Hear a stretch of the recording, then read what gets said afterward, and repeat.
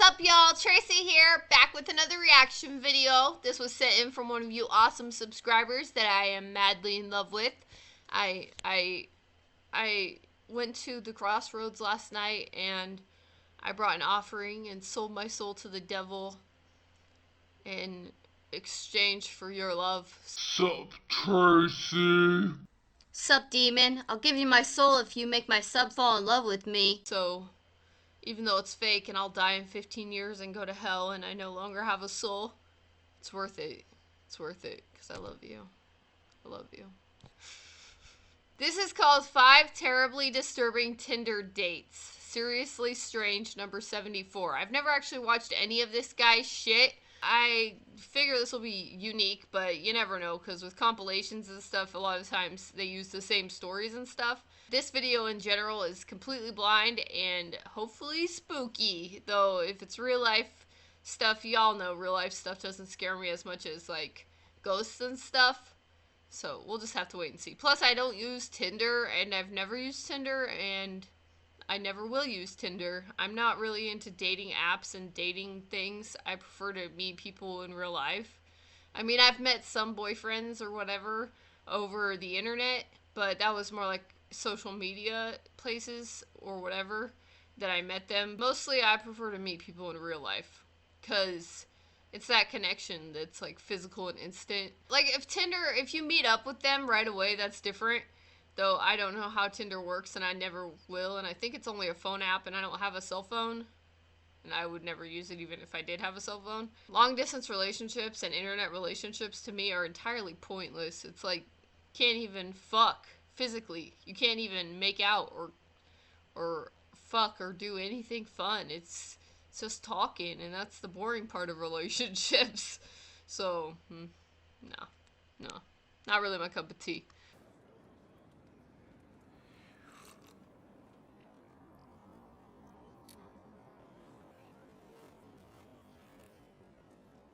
Let's see these people. Let's see what happens to them that's so fucking creepy. Because I can't really imagine what... Well, I can imagine maybe if you, like, thought you were meeting a certain gender of a human and they ended up, like, you were going to meet a girl or something and they end up having a penis. That could be pretty weird. I wouldn't really mind. I guess if you, like, got hooked up with a serial killer or something, that could be awkward. But you wouldn't really know they were a serial killer until they killed you, and then you're already dead. So, oh well. Alright, here we go. Disturbing Tinder dates. Tinder. Tinder. Do I really need to say anymore? Yeah, kind of, because I don't know what Tinder really is. Rob Dyke. I really don't know. I just think it's like where you judge people. In July of 2015, 18-year-old Anna was browsing Tinder in hopes of meeting a nice guy. This guy's got a perfect voice when she came across 19-year-old Jake Powers' profile. The two exchanged pleasantries and numbers, and soon they arranged to meet up at a house in Rancho Cucamonga, California, around midnight. Anna thought Jake seemed like a decent guy, but the darkness of night can bring out the monster in people. Anna arrived at the residence where Jake suddenly turned violent. Forcing her into a headlock, he threw her to the ground and sexually assaulted her before fleeing the scene. Anna went to the police immediately, but tracing Jake on Tinder was impossible. His profile was gone. Not long after, a man attempted to rape a 16-year-old girl in her own neighborhood after she got off her school bus. She fought back and screamed, scaring the man off, but luckily, a neighbor's surveillance camera captured a picture of the attacker fleeing. Police shared the image on social media, hoping someone would recognize the man. However, they weren't expecting the attacker himself to walk into the police station to discuss his suspected involvement in the assaults. He just looked like Police white trash. identified the teen as Jake Powers and found he was connected to both the attempted rape and to Anna's assault. Jake was charged with sexual assault, but police believe he has even more victims, possibly some he connected with on Tinder. And they urge any other possible victims to come forward so that full justice will be served. He's not even, like, super unattractive. I don't get why he couldn't just woo her to get the pussy. People are so fucking disgusting. On June 5th, 2016, in Denver, Colorado, a woman swiped through potential dates on Tinder when she matched with 31-year-old Brett Sisman.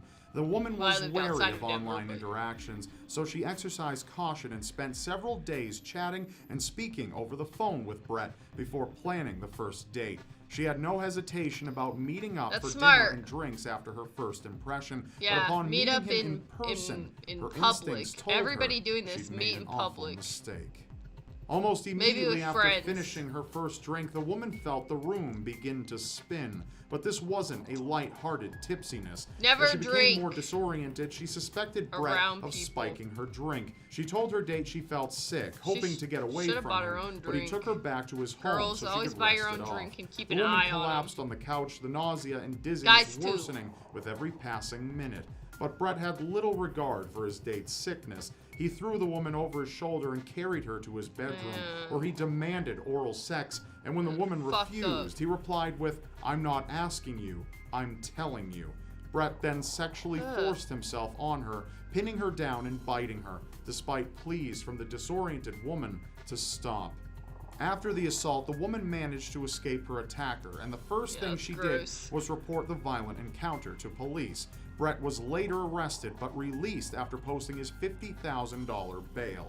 However, he hasn't escaped justice yet, and if convicted, he may find that being a registered sex offender makes it much more difficult to find a date. Yep. It does, I'm sure. When a 20-year-old student from the University of Kansas matched with 30-year-old Shane Allen on Tinder, nothing about him seemed out of the ordinary. He was friendly in conversation, and the two even had a decent first date. But when he picked her up from her sorority house on April 12, 2016 for their second date, things went far from according to plan. Is it going to be him or her?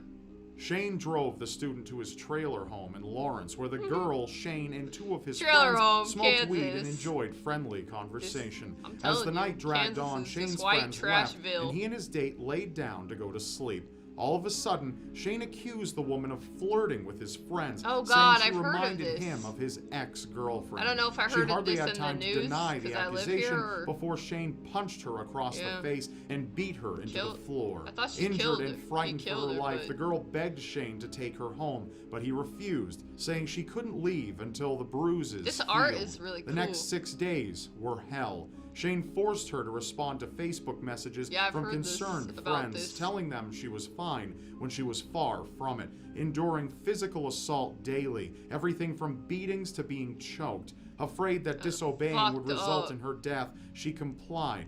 On April 18th, Shane finally took her home after she reassured him she wouldn't go to police, but she wouldn't have to.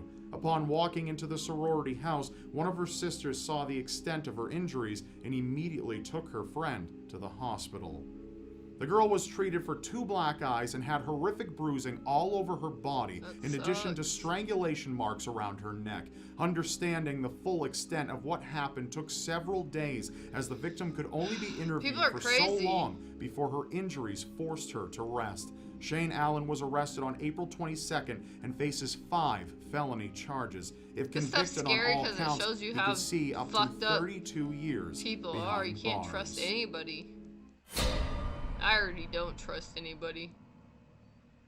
The world of online dating is fast and cutthroat. So when a woman on Tinder was matched with 27-year-old Darren Auger in June of 2015, the two quickly exchanged phone numbers and began communicating through text messages.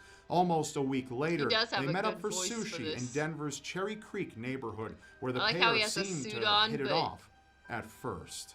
After dinner, they went for a casual stroll in Washington Park, chatting about work and their personal lives. They then returned to the woman's home. The woman told Darren she refused to have sex without a condom, but he wasn't about to let that thwart his advances. He continued to push things further, the woman telling him to stop, but the struggle eventually turned into full-on sexual assault. After, she screamed at Darren to get out of her house, saying, "When someone says no, it means no." To which he responded, "I've had a lot of girls say no, but they like it afterward." The woman reported the event, and Darren was arrested on charges of sexual assault. However, he pled guilty in December of 2015 to a lesser charge, a misdemeanor that landed him in jail for only 30 days. As punishment, he has to register as a sex offender for the next decade and had to pay $1,260 in restitution. A small sum in comparison to the trauma the woman endured, Yeah, and leaving probably her with more little women too, consolation. because he said that. That sucks. He should have been in jail for a while. For a long time. Being a shy introvert can make it harder to land a lot of dates, but 30-year-old Gable Tosti had long outgrown his adolescent awkwardness. That's what alcohol by the time is Tinder for. came around. He transformed himself Alcohol into a can make the shyest self-described person playboy and bragged very about not sleeping shy. with over 100 women he'd met on the app, claiming the sexual conquest did wonders to boost his confidence and ego. To Gable, 26-year-old tourist Wariana Wright was just another notch in his bedpost, and he made it clear to her he was only looking for a hookup. She played along, and the pair met up on August 7, 2014 for drinks and a night of fun.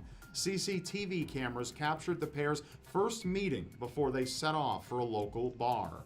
The couple later bought a six-pack and took the festivities back to Gable's apartment for a bit Something more privacy. bad's about to happen. Once they were inside murder. Gable's room, he began One of these recording has their to be conversation, murder, right? an odd habit he'd picked up after too many nights of being too intoxicated to remember anything. But he wouldn't need a recording to make this a night he would never forget.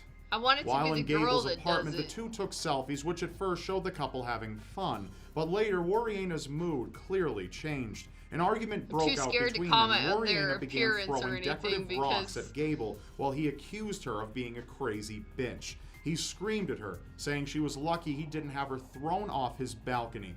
Wariana went quiet, taking deep breaths to calm down. She apologized, but her voice suddenly became panicked as she screamed no repeatedly, begging Gable to just let her go home. But Gable locked her out of his apartment balcony instead. Upset and intoxicated 3 times over the legal limit, Wariana felt her only escape from Gable was to climb to the balcony below. Gable's downstairs neighbor glimpsed her feet dangling from the balcony before she fell, screaming as she plunged 14 stories to her death. The neighbor called police while Gable changed his clothes and exited his apartment. Grabbing a slice of pizza from a local Domino's, he phoned his lawyer, then his father. He told his father what happened and said, "Why does this keep happening to me? I swear to God I didn't push her. Oh my God, I hope she's not dead." Gable was arrested on August 15, 2014 as a suspect in Wariana's death, though he insists he had nothing to do with her fall and says he never assaulted her. In October 2016, he was found not guilty of all charges. Wariana's family disagreed with the ruling, but they've asked for privacy as they try to remember their daughter for the intelligent, cheerful girl she was, rather than the tragic way her life That's terrible, though. That's Before we go, I'd like... Alright, that was 5 terribly disturbing Tinder dates. Seriously Strange, number 74. Wow, that one was dark. All of them were dark. It seems that most of them painted the man in the bad light, which is usually the case. I won't say it's always the case because that would be ridiculous. Obviously, there are some cases where girls are the crazy one or the fucked up one. And in some cases, it's really a man that lures another man and does things to him. So, you know, I mean, it's not always the woman being the victim. That's still scary, though, especially as a girl, like, to think about. That's creepy. I will say that reminded me of a night I had, where I was fighting with my ex-boyfriend. It's crazy. I'm nuts, you guys. I am not dating material. I am not marriage material. I am not. I'm a good fuck. I'll give you that, but I'm crazy.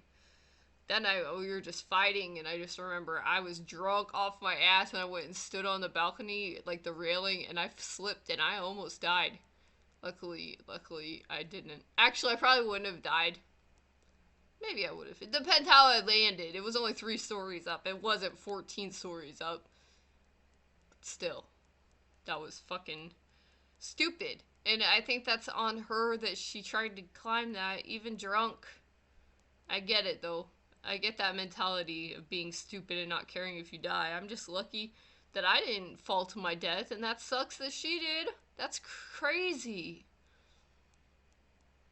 Yeah, I gotta say that's the most insane one out of all of them to me, because the other ones are insane as well. Luckily, but that's the only one where the person died. That's intense. Don't use Tinder, kids. It's bad for your life.